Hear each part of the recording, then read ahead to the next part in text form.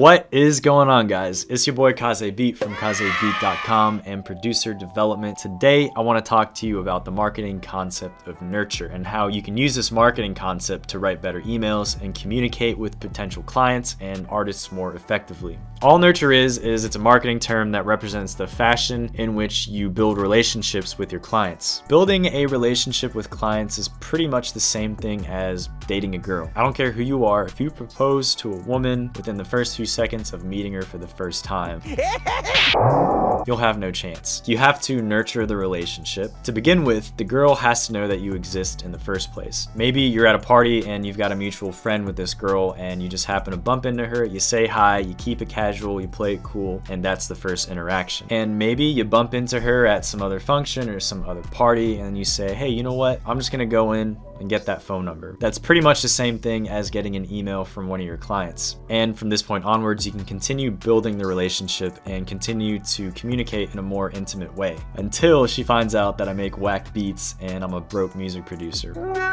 I think the problem that a lot of producers have in the beginning, including myself, is jumping directly from that point of somebody not knowing who you are at all into trying to sell beats or trying to sell your product to them without nurturing the relationship at all. Think of it as like going from step 1 all the way to step 10 without touching any of the steps in between. This concept is pretty basic, right? It's like relationships in life 101, but I think we tend to get disconnected when it comes to email and DMs and everything on social media because it's simply not the same as interacting with somebody one-on-one, face-to-face, that sort of thing. It's always important to remember that there is a person on the other side of the screen that you're talking to. So what I want to do next is just draw out this little diagram to try to visualize the concept of nurture a little bit better.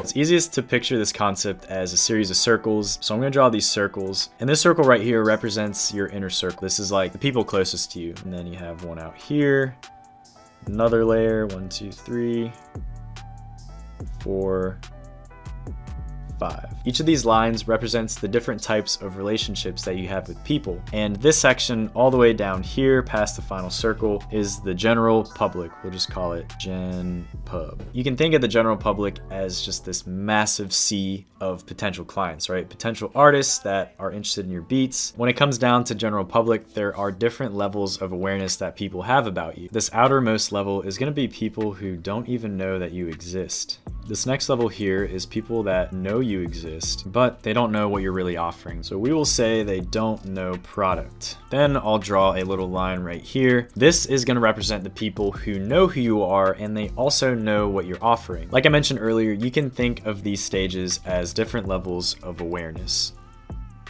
So I'll write awareness all the way down here.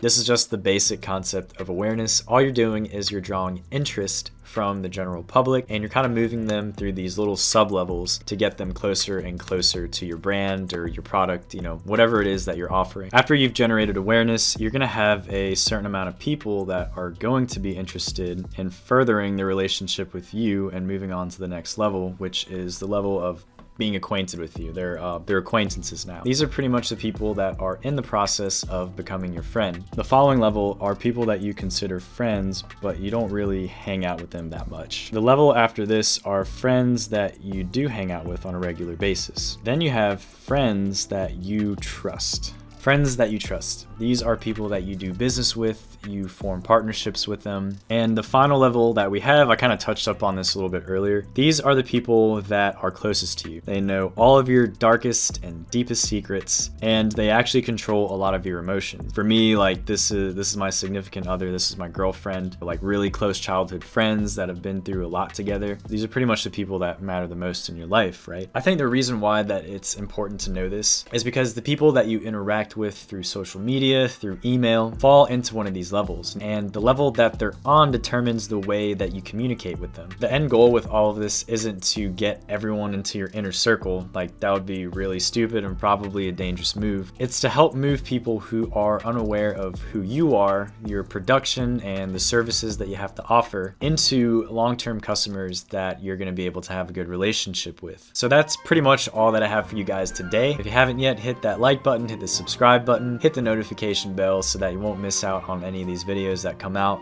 If you really like the video, you can follow me on IG at KazeBeat. You can also find me on YouTube under the same name, KazeBeat. If you got to this point of the video, just know that I really appreciate you, and I'll be seeing you soon. Peace.